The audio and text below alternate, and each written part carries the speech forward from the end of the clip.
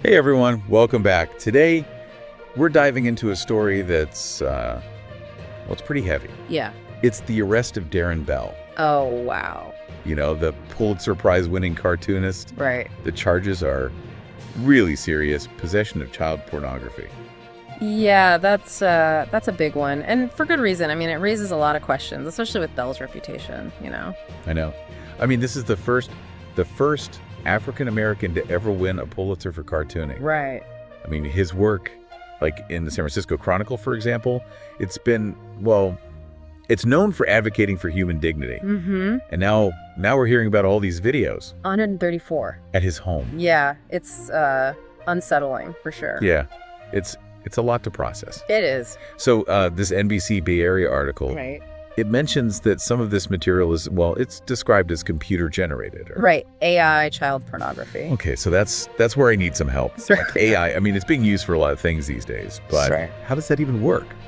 So think of it this way. You have AI, and particularly deep learning, and it's basically teaching computers to learn from huge amounts of data. Oops. So in this case, you could have an AI system that's been fed, countless images, Right. and then it creates new images that mimic the style and content. So you're saying someone could create images that look like child pornography, but without using real children. Yeah, precisely. And that's what makes this case so interesting, at least legally speaking. Oh, how so? Well, California, they just enacted this law just this year that makes it a crime to possess AI-generated child pornography. So this is, Bell's case is one of the first to actually test it.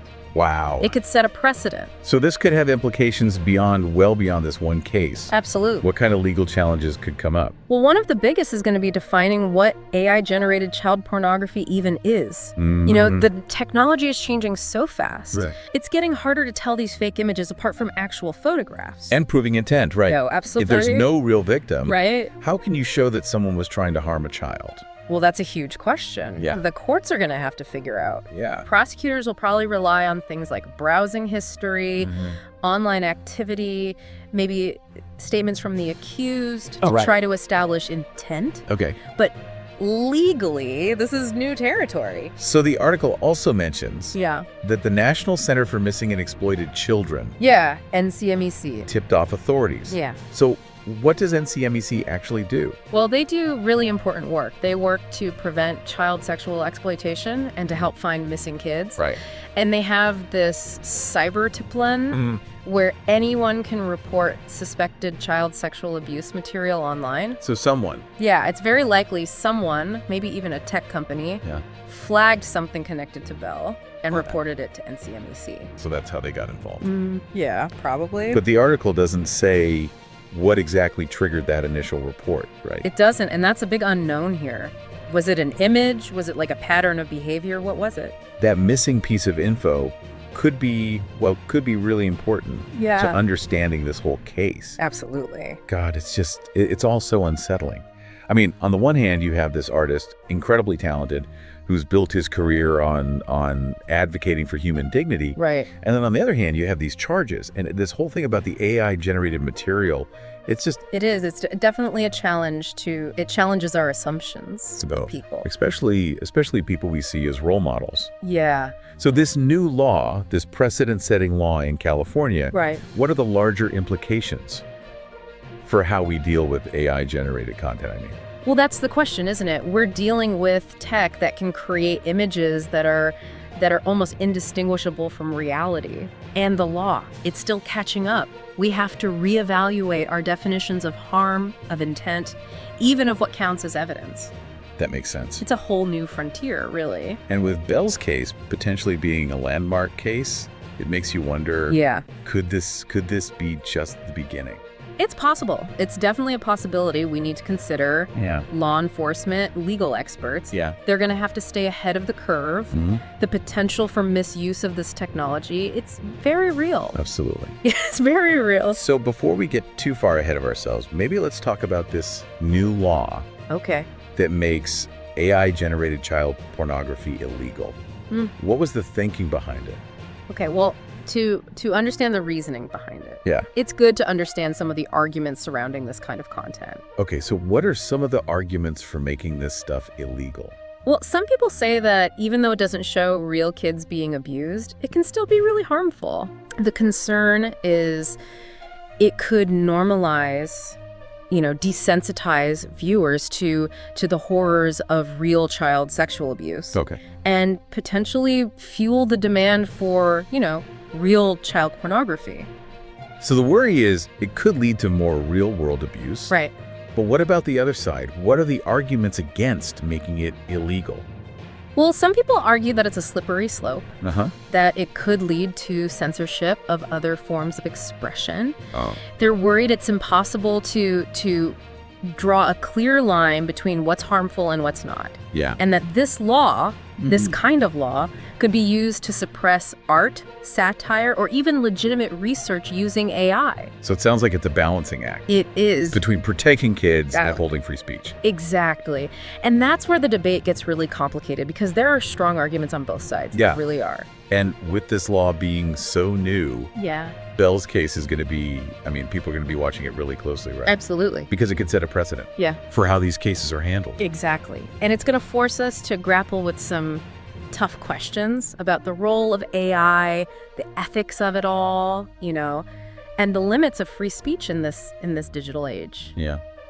It's a lot to unpack. It is. But I think it's really important that we're having these conversations. Me too. That we're really thinking about the potential consequences of this technology. I agree. And as we look more into this case, it's important to remember that even though the technology might be new, Uh-huh. the issue of child sexual exploitation is not new. Right.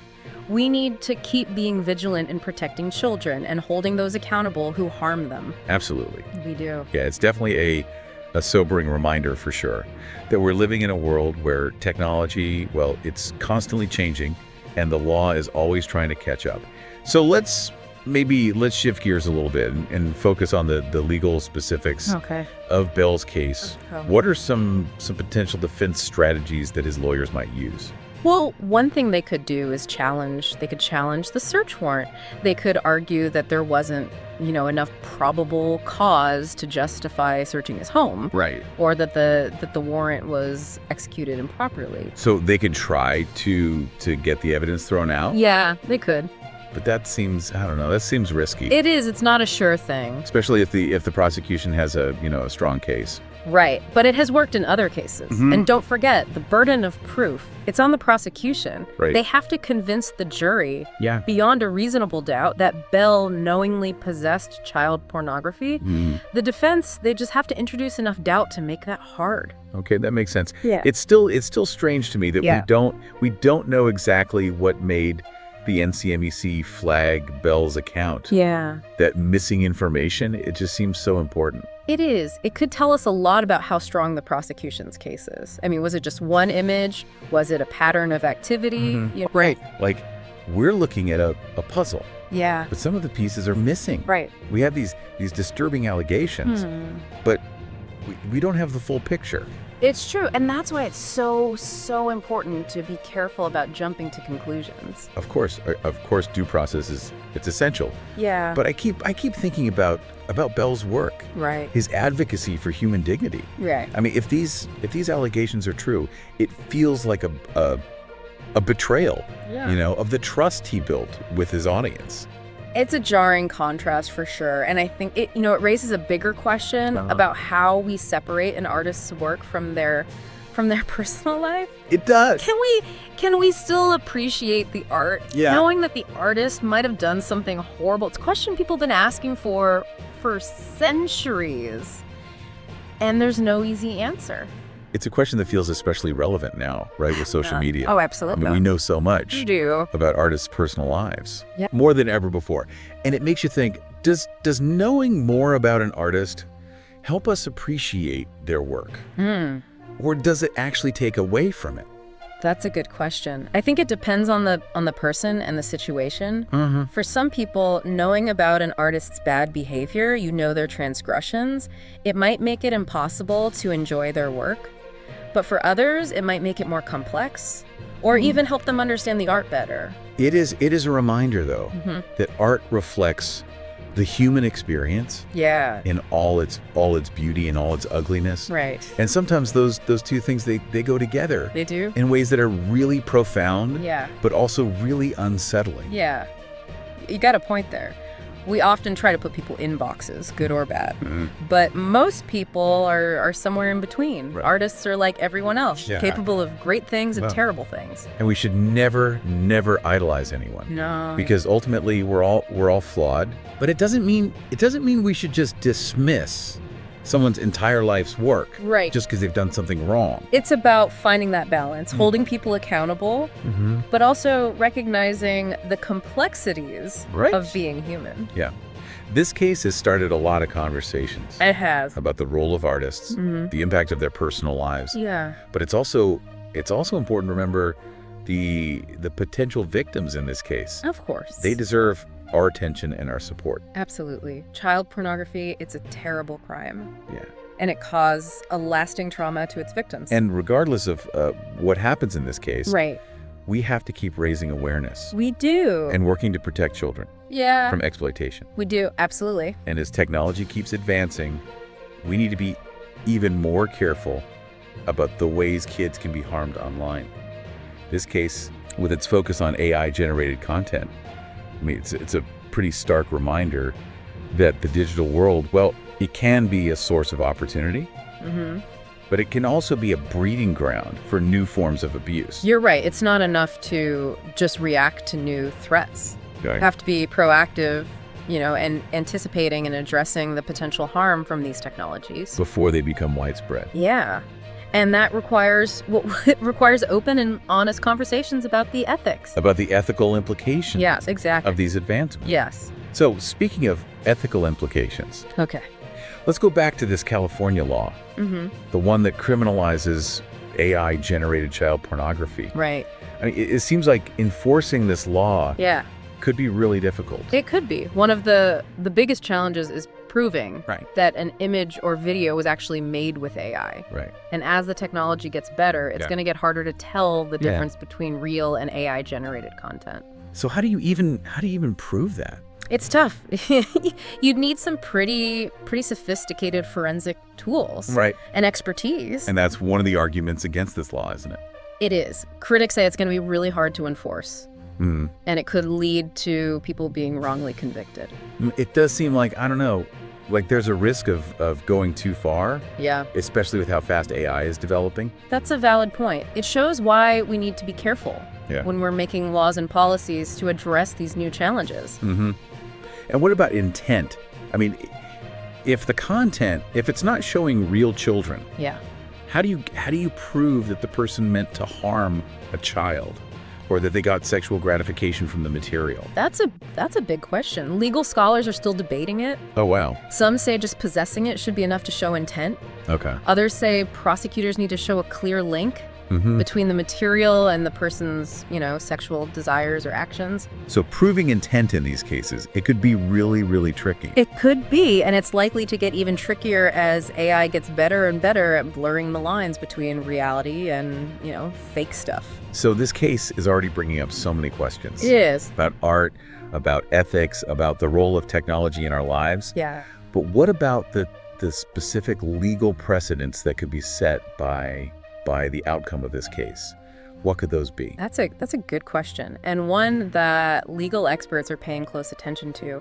One possible precedent is about the definition of child pornography. All right. If Bell is convicted, it could mean that AI-generated stuff like images and videos, even though they don't show real kids, Right. they could still be considered child pornography under the law. So it could change what we consider illegal. Exactly. And that could have a big impact on how we regulate AI and how we protect kids in this digital world. And what about intent? You mentioned intent earlier. Yeah, if the prosecution can prove that Bell meant to harm children or got sexual gratification from this AI-generated stuff, it could set a precedent for other cases like this one. It could make it easier for prosecutors to get convictions in cases where the content, it's not real kids, Right. but where there's evidence of intent to harm or exploit. So the outcome of this case could have big implications Yeah, it could for both the legal system absolutely. and the tech industry.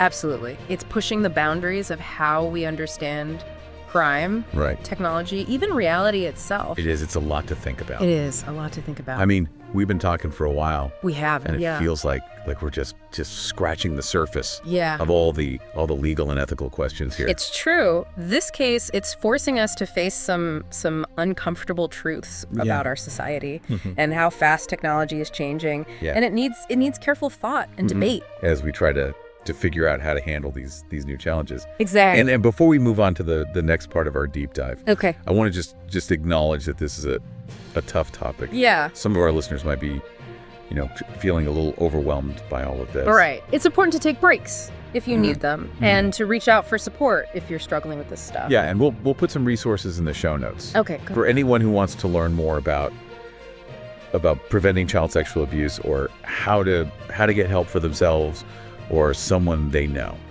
That's a great idea. So let's shift gears again a little bit and talk about the public reaction to Belle's arrest. Okay. It seems like this case has really, really hit a nerve. It has, and I think part of the reason is, well, it's the contrast between Belle's public image, as this advocate for social justice, and then these awful allegations against him. Yeah, it's like people are trying to make sense of two things. Yeah. That don't seem to fit together. Exactly.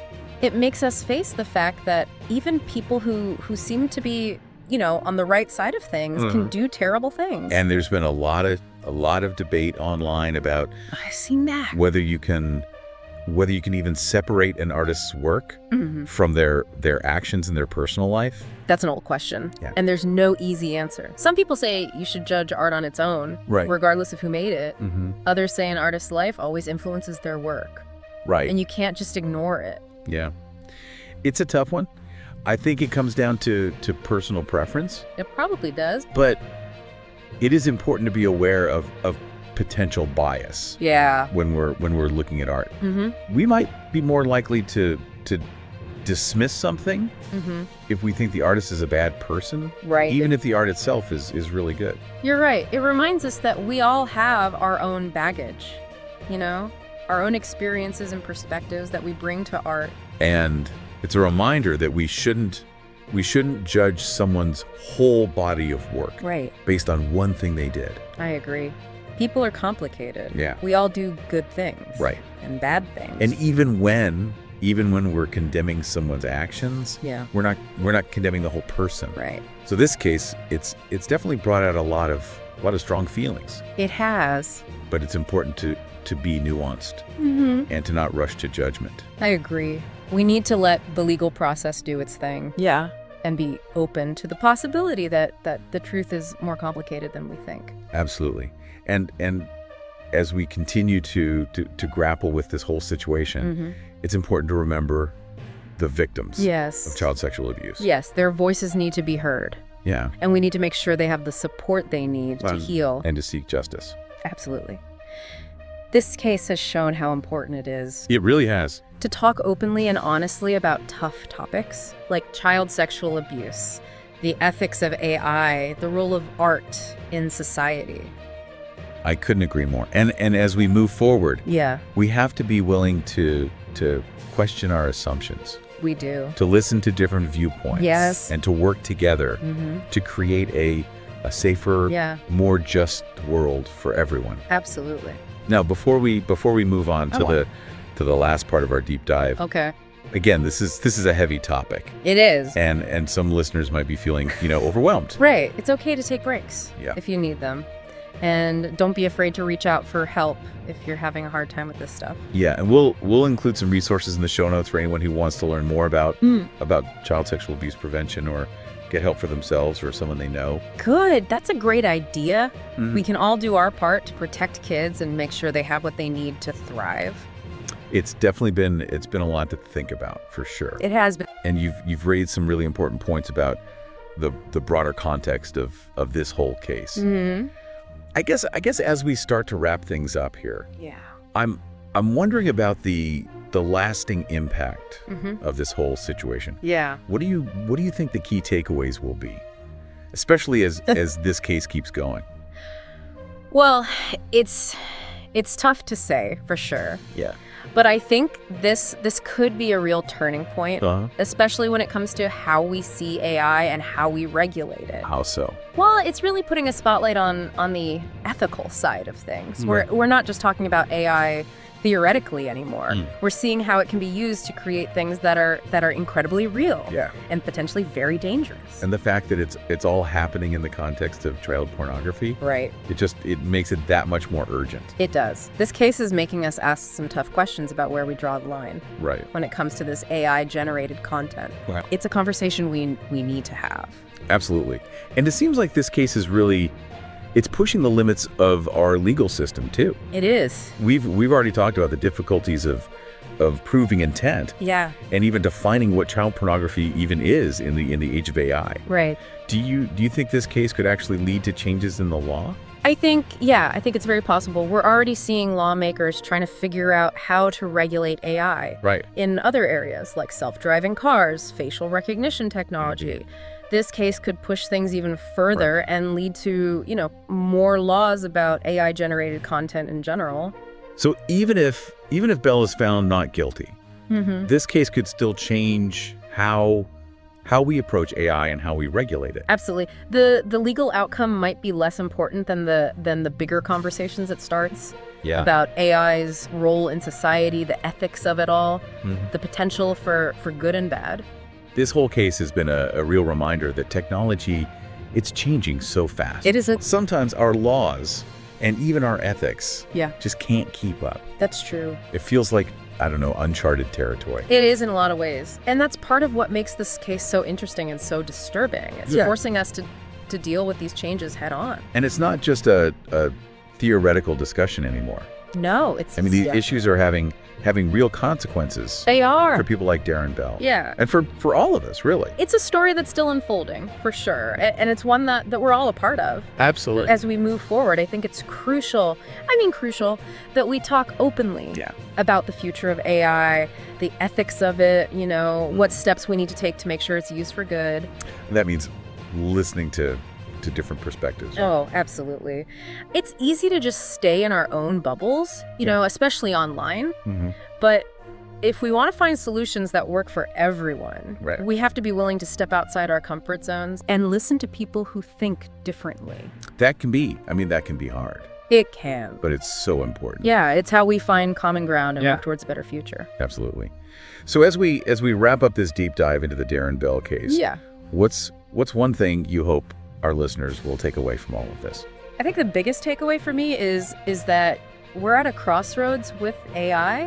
It has the potential to completely change our lives in so many ways, but it also has risks that we can't ignore. Right. It's up to all of us to have these conversations about how to use AI for good while minimizing the harm it could do. It's a call to action. It is. Not just for lawmakers or tech experts, but for everyone. Exactly. We all have a responsibility to shape the future of AI and to make sure it's used ethically. Absolutely.